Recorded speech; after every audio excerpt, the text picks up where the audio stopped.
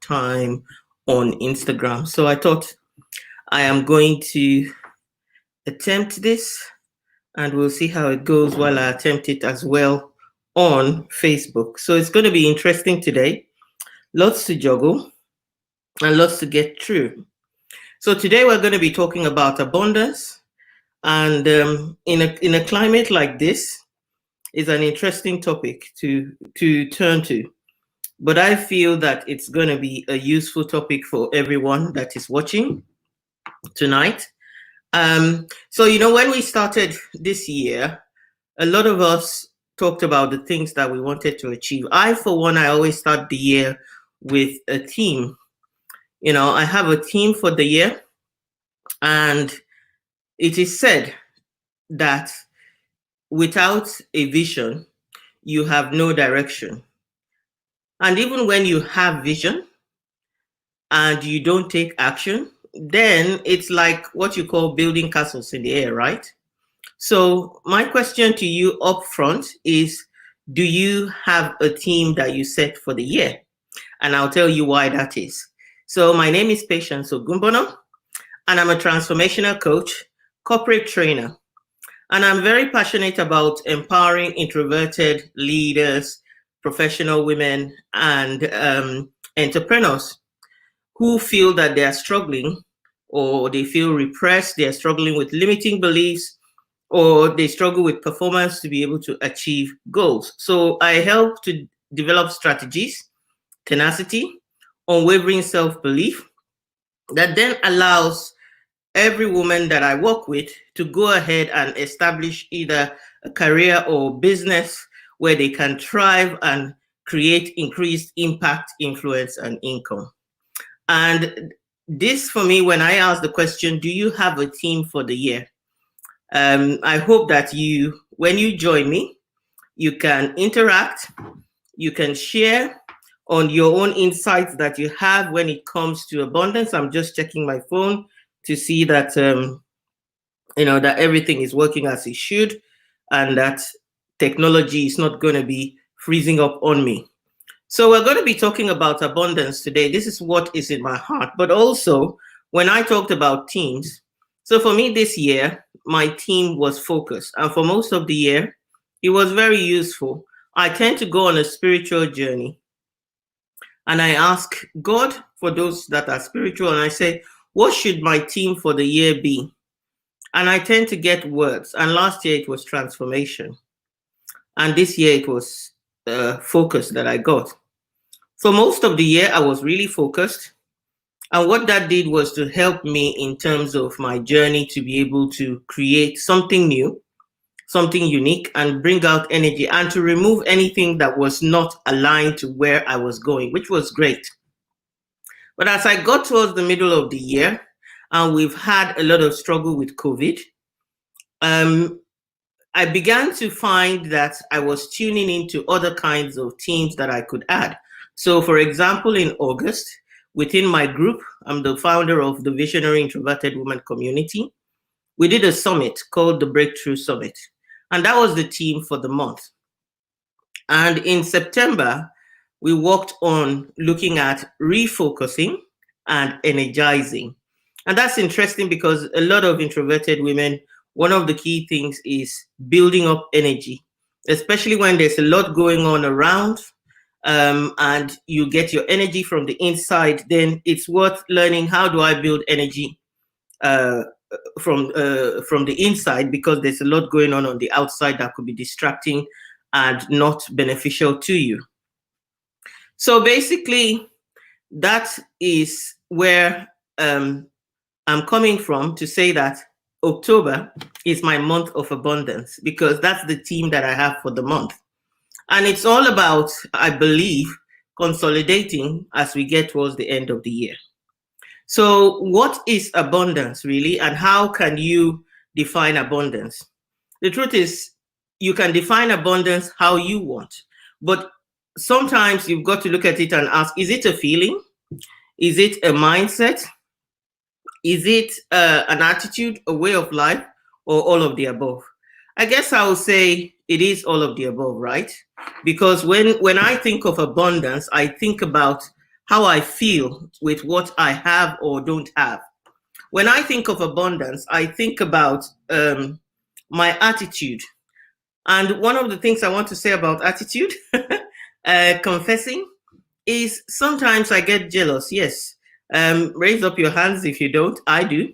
I get jealous, and I get very jealous of people who have, especially on social media, when you see all the photographs of people on holidays and places I would love to go, those that have very flashy cars and all that stuff. And I would get jealous. And jealousy for me is one sign of lack of abundance or a scarcity mindset, which we'll come to.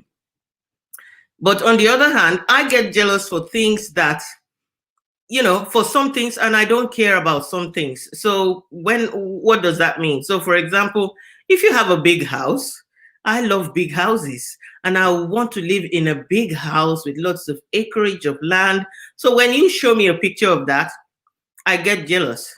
Of course. Oh, I wish I was where you are. Show me the picture of a Lamborghini. I don't care, because to be honest, cars are not my thing. And especially in this, with climate change and everything, I'm walking so much more that it doesn't bother me. So one of the signs that you pick up about lack of abundance, oh, hi, David, for joining me. I'm Bissy and Samantha. Great to have you. One of the signs that you pick up about not being somebody with an abundance mindset is when you find yourself getting jealous, getting upset by the things that you see. And a lot of us, obviously, were in lockdown, so we can't avoid seeing other people's houses when they are doing Zoom and all that stuff. So when I was younger, one of the things, really young, in my teen years, I became a person of faith, and I focused a lot on my faith, and it helped me to have a different perspective to life. And I remember then when I lived in my house with my family, and we were 8 kids and our parents, and we had relatives, and it was a small house, and a lot of dreaming, a lot of thinking about wanting more. And we did get more eventually in terms of building more rooms, but we lived in a small house that wasn't necessarily something that would contain, and we always had to share. And then there were times of difficulty as well. One of the things that really helped me was these 2 scriptures. One of them said, I have come that they might have life and have it in abundance or to overflowing.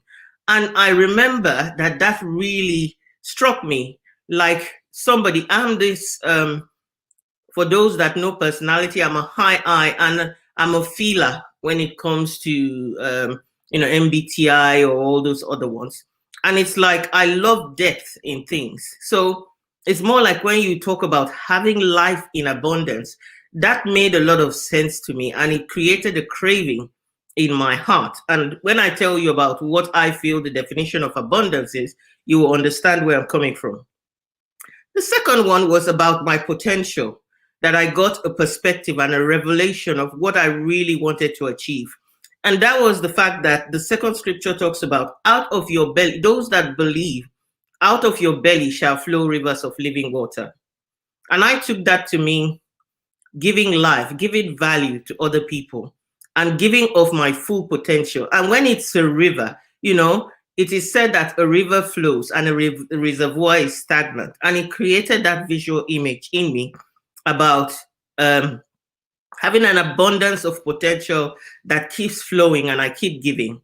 So that is the kind of visual that I created for myself. But obviously, as you get older, what happens? You begin to see scarcity, because you get a lot of no's in life, you get a lot of blocks in life, and you begin to doubt whether the things that you really think could happen for you will happen. And so for me, abundance for me comes from giving and receiving. So we are a source and a flow to give out, but we have to receive from a source as well. That's the way I see abundance. And it's about having more than enough and not feeling guilty that you have more than enough. But if you are a giver, you will always be looking to deplete in order to top up, isn't it? That's the way you look at it. So the definition of abundance that I would want to share comes from more of a spiritual context. And it says that from Wikipedia, obviously, nice Wikipedia. It says that it is the notion, abundance is the notion of having plenty of not just material things, really, but it's around the appreciation of life in all its fullness. And I love that. I love that. But it also says it's having fullness of joy, strength of mind, body, and soul. And it's cultivation of the respect for the creative energy of the universe. I really want to share that again. So it's not about just material conditions or the material state in which you find yourself. Because when you look at that, not many of us are Bill Gates, are we? Not many of us are Warren Buffett. So you find that despite this lot that people have, there are stories of many that have more than the normal, what you call, there's nothing like normal in that sense, but what you call the average person on the street, yet they are not happy. So abundance is not just about your material condition, it's more about the appreciation that you have for the fullness of life and having joy and the strength of mind, body, and soul. And it's being able to cultivate that healthy respect for creative energy. So I love that. But there's also this that says abundance is being able to recognize your riches, regardless of your financial wealth. It is about loving yourself and all your strengths and your weaknesses. You know, when people say, I love myself, warts and all, that's what it means. That more than means to have an abundance mindset is you don't feel like there's anything missing or there are any gaps, and you have a lot to still give to the world. And it says abundance is about thinking wealth is true health. You know, when you have abundance of health and energy and ability to do a lot of things. And, you know, you are able to eat well, you're able to sleep well. So the truth about it is, why am I focused on abundance this month? Why? Why really? It's because they say anything that you focus on grows. And anything that it's like when you take a magnifying glass and you put it on the sunlight and you put it on paper, eventually the paper catches fire, isn't it? So you want to be able to focus on something so that it catches fire.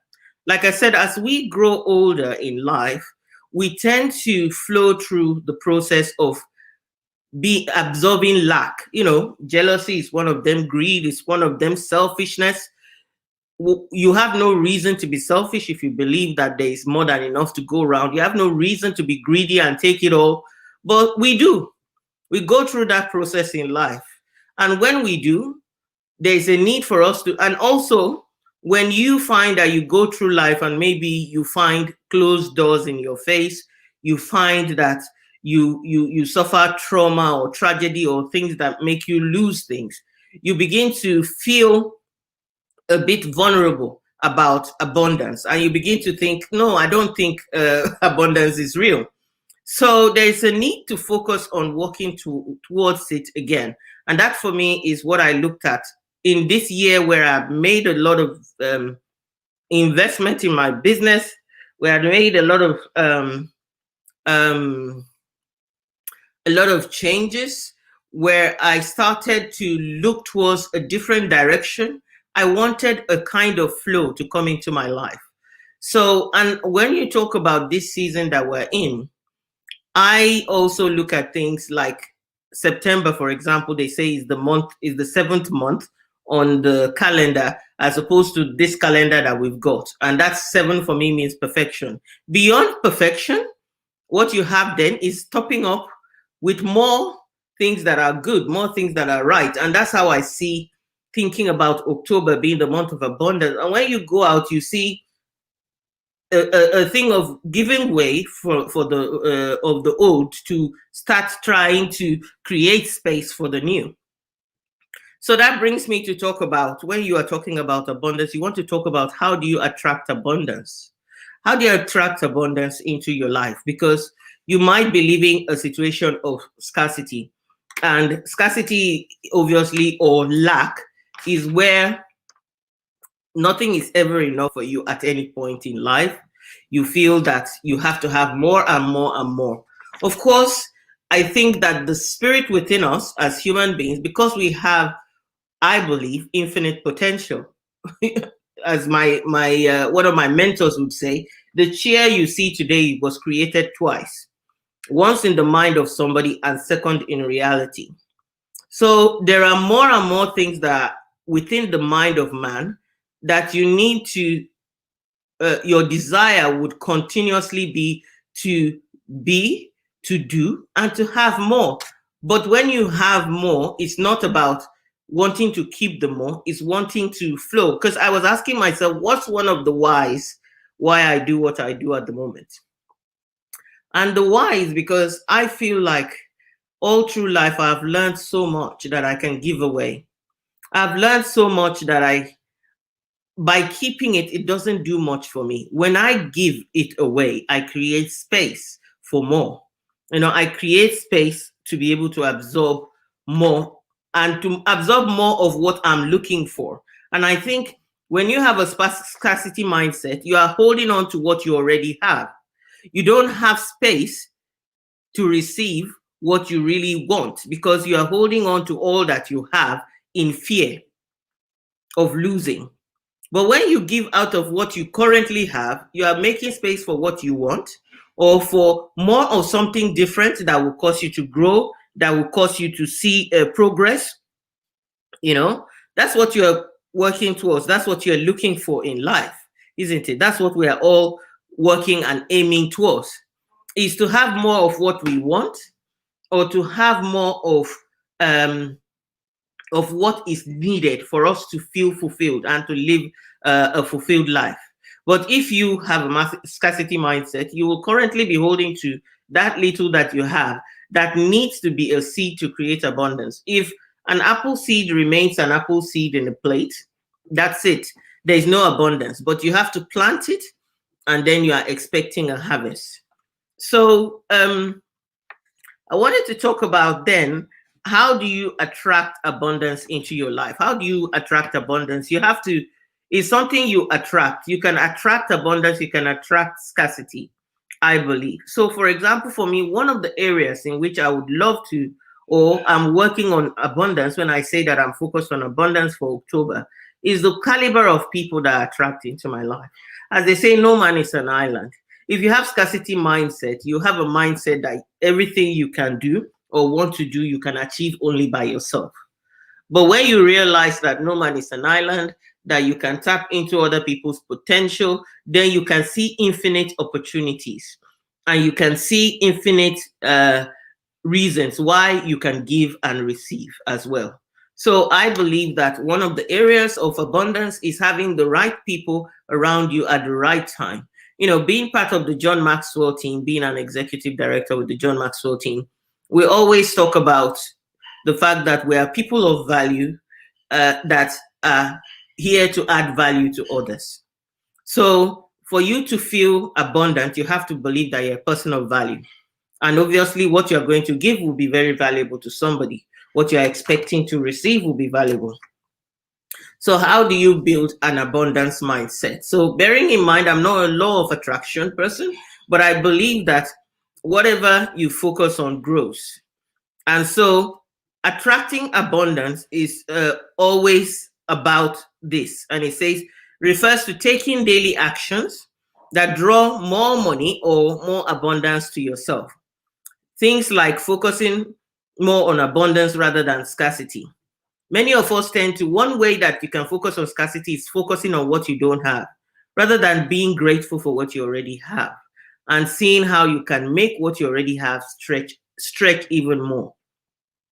So it is about having an abundance consciousness. You're aware of the existence of abundance all around you, and that you have this belief that there is more than enough to go around. When we are hoarding things or scrimping, and I would not say that I have always been like this. I've always thought about, oh, if I gave this away, what will be there for me to use? And I used to be somebody who scrimped. Now I think about, how do I make room for more by giving away what I have? I'm not saying I strip myself completely bare, but I'm saying the mindset has helped to just believe. But there's also the fact that you have to say there's no scarcity. You know, I always refer to this book, The Science of Getting Rich by Wallace D. Wattles, and he really explains about why you shouldn't be in competition with somebody else, why you shouldn't have a scarcity mindset. Very great book, because it's saying that resources are unlimited across the world, and tapping into that consciousness of that unlimited opportunities means that you'll be heading and looking for it everywhere you go. That's what it means by having an abundance consciousness. But how do you develop that? How do you develop that? Through the daily actions and through working on yourself. So the first thing for me is positivity. We all have limiting beliefs about whether we deserve something or we don't deserve something. So you need to be saying to yourself, I deserve this, before you can even attract it to yourself. If you have a limiting belief that you don't deserve something, maybe because of your background, because of where you're coming from, because of what you don't currently have, and that you have used to define your future, or because of, like I said, if you think that it's only within yourself that you can generate what you need. So if you think like that, then obviously that is what it's going to be, isn't it? So you've got to be looking at, how can I make more with the abundance that is around me? So you are seeing people and you're seeing that person is coming to bless me. And there's something that my spiritual mentor, he always says, he says, may you find helpers of destiny. And so what do I do now? I look for helpers of destiny. I look for people who can help me fulfill my destiny. The other thing is, are you looking in a positive way for open doors? So that's the first thing. Positivity helps you to attract abundance into your life. You get rid of limiting beliefs. What's the second thing? Giving. They say that when you want to give, you have to open your hands and present it to somebody. In the same way, when you want to receive, you open your hands. But say you are tight-fisted, what's going to happen? You can't give or receive, can you? Because the tight-fisted, where will it be put? But when your hands are open and you've released it, then you can receive it, right? So that's one concept that I understood in the past. And that means that if I'm abundance focused, I must not fear lack. I must be willing to let go. And also taking it back to scripture, it says, give and it shall be given unto you. Full measure pressed down shall men give unto your bosom. So thinking about that, what I said about other people and them being able to give to you, you have to have that attitude of giving. The other one I've been mentioning, and I've been saying it a lot, is about you need to make room. If your life is cluttered and full, where will you put any extra? And you are the only one who knows where your life is full. Your life can be full in terms of, if you have a heart that is full of unforgiveness, that's already created scarcity, because where will you put love? Where will you put love? Because having a lot of love in your life is part of abundance, right? So if you're going to find where you want to put love, what are you going to do? You have to give up unforgiveness. You have to give up that thing that is occupying the space where love needs to stay. So for me, I believe that there is clutter in our lives that we need to get rid of. If that's the case, then, I'm doing this because I'm talking to somebody. There might be somebody who has clutter in your life. You have bitterness. You have things that are going to fill up the room of your life, and therefore you cannot receive abundance. You have to give it up. You have to give many things off. Is it somebody you've wronged and you've cheated? You have created scarcity in your life because you are always looking around for karma, aren't you? And that's the thing. So the way to create abundance of the right things, of positivity in your life, is to learn how to do the right things to people. If your life is cluttered by, okay, what about when you have lived a life where, and that's why authenticity and integrity are very important values. If you've lived your life in a place where you've not been authentic, you've not been integrous, all these things are linked. So you have a basket full of lies that you have to overcome living. How will you create an abundance of trust around you, where people are trusting you. You have to get rid of that clutter. You have to begin to find ways to shift that inauthentic life that you've lived. So the other way to create abundance is by loving yourself. You can't give what you don't have, right? And if you're not going to give from a place of love, what are you going to give? So, and caring for yourself is part of thinking that you are worth it. When you have an abundant mindset, you are not going to scrimp on looking after yourself. And the way you care for yourself shows that you are chasing after abundance and the fullness of life. Remember, I said that what attracted me as a child was when the scriptures talked about, I have Christ saying, I've come to give you life and to give you in abundance and to overflowing. And I thought of that. And for you to feel like you have overflowing life, you have to look after yourself. Your well-being has to be right. Your mind has to feel right. You have to have mental and emotional health working for you. So taking care of yourself is part of knowing that you have abundance and you want to attract abundance. We attract who we are, they say. So if you're somebody who is miserable, you're going to be chasing misery. And misery loves company, they say, right? So you want to be chasing happiness or you want to be chasing joy. Then you have to find ways of building abundance of joy into your life. Yes, thanks for joining me, Odeyemi. It's so nice to have you. You know, and believing that you are worth it, believing that you are more than enough, you know, that there is enough for you. That is abundance. That is developing an abundance mindset. And when you work on yourself, you're already valuable because you're working on yourself, you know, because you're building yourself up. Nobody who thinks that they are worthless will invest in themselves. Never. So, but if you feel like you are worth something, you're thinking of the harvest of what your potential will yield over other people's lives or in the world, what you will live in the world. So what will you do? You will invest to see that come to pass. You know, when people are jumping up and down, our coaches are saying, set goals, set this. A person who has an abundance mindset will be setting goals for being able to create more and being able to have more, to create more, so that they contribute to the development of the world and how the world is going to grow and how the world and what difference you can make. The other way to build abundance mindset is what's your environment. If you're living in a growth environment, the multiplication effect of having the right people around you, whether it's mentors, whether it's peers that are on the same journey of growth as you, makes all the difference to create the abundance. It's about that multiplication. If you are the sum total of the 5 people you spend your time with, if 4 of those people or those 5 people are scarcity minded, guess what is going to be presenting in your life? Of course, scarcity. Because your principles are going to be aligned to their principles. Hi, thanks for joining me on Instagram. Farom Mikola. Yeah, I'm trying to pronounce it. Sorry if I pronounce it wrong. Thanks for joining me. Great to have you. So if you surround yourself with people who are scarcity minded, what's going to happen to your life? It's going to be full of scarcity. They would not be giving to you. You will have hoarding around the place, hoarding of potential, hiding of potential, thinking of, oh, if I gave to you, that would be less for me. If I allowed you to have opportunity, that's not going to be a growth environment for you. Abundance is attracted to growth.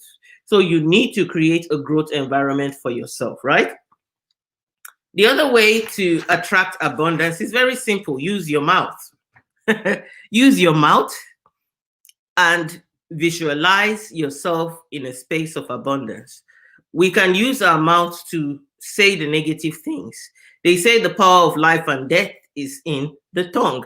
And it's true, because the tongue can hurt somebody with words, and those words will destroy relationships. Those words will cause chaos.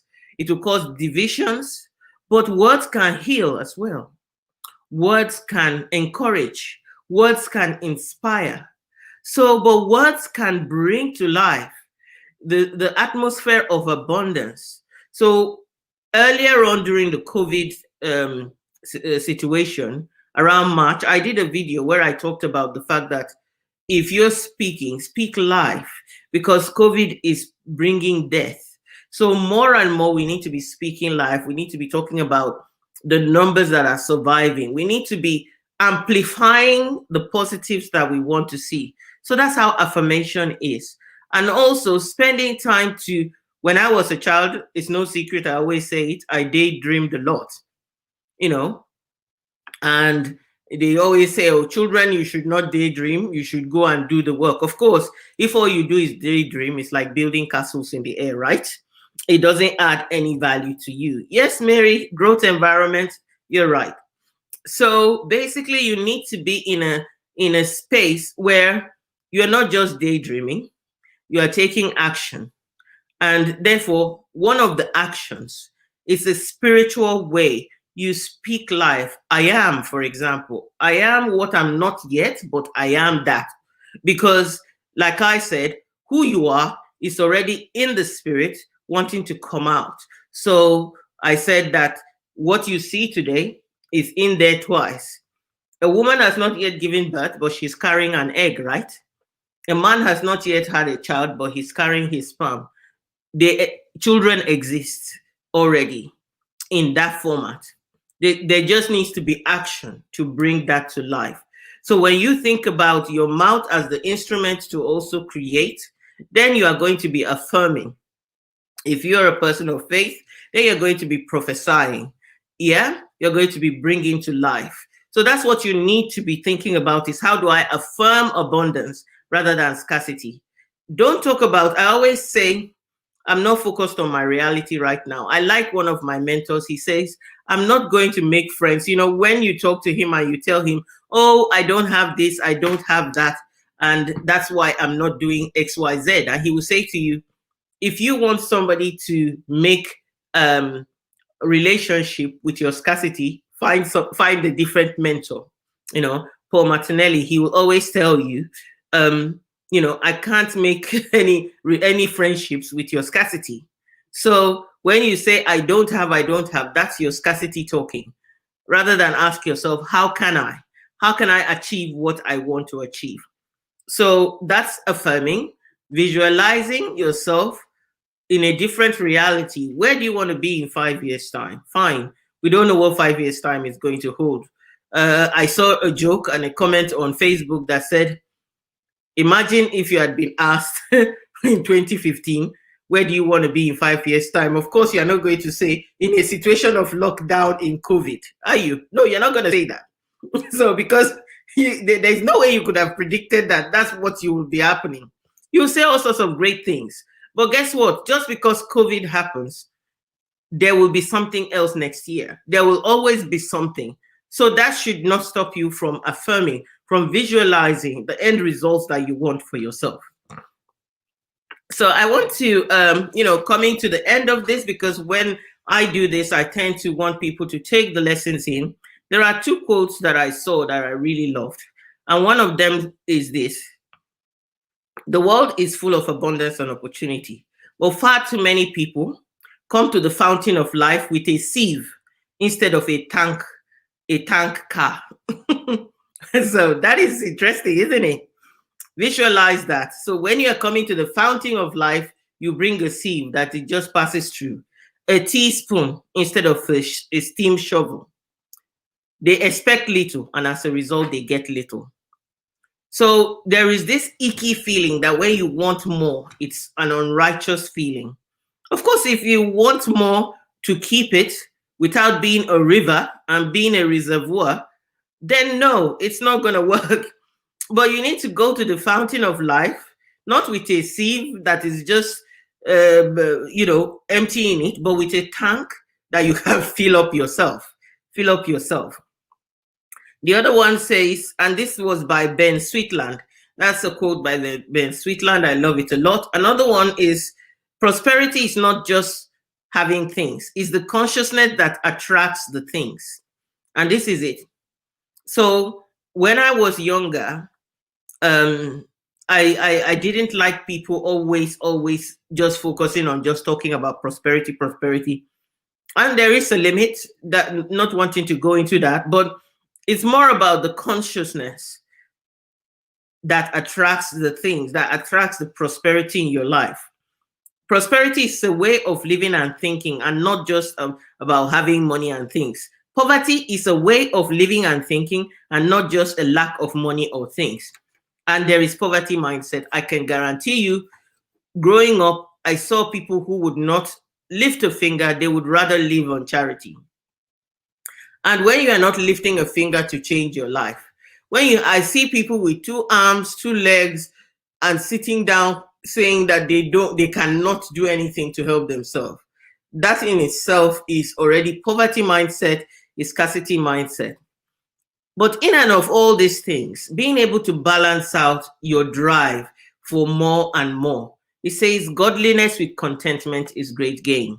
You will know in yourself. There's nobody that needs to tell a person when they are greedy. You know in yourself. Jeremy Cricket or whatever, that inner voice tells you when you are being greedy, when you are chasing after what you are not supposed to chase.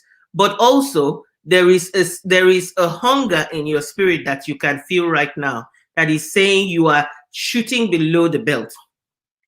You are shooting below your potential. You are living with a scarcity mindset. And the truth about it is, you can transform yourself to live abundantly. Our situations are not fixed. Our situations are not fixed.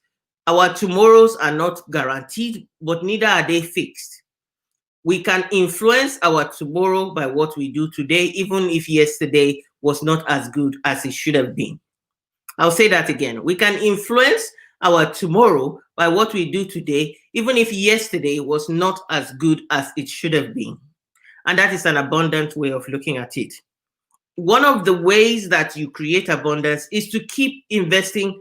I shudder to think about when I had my son and I was unemployed and my husband was just about to finish his work. I shudder to think about if I hadn't said, I'm going to find money. I couldn't get a job, and then I had the baby, and I couldn't definitely go for work because I needed to look after the baby. So I had to have faith to say, I'm going to write my exams while I'm waiting in this space of time. While I'm waiting, while it looks hopeless, I'm going to invest in myself. Hi, David on Instagram. Thanks for joining me. So I'm going to invest in myself for the potential that I have in future. And guess what? I've shared this story with a lot of friends. It's not going to be the same now. But then, even then, when we were kicked out of the house because the contract had finished, my husband had no work, I had no work. I remember moving into a rental property, and it felt like that was the cap of what we could afford.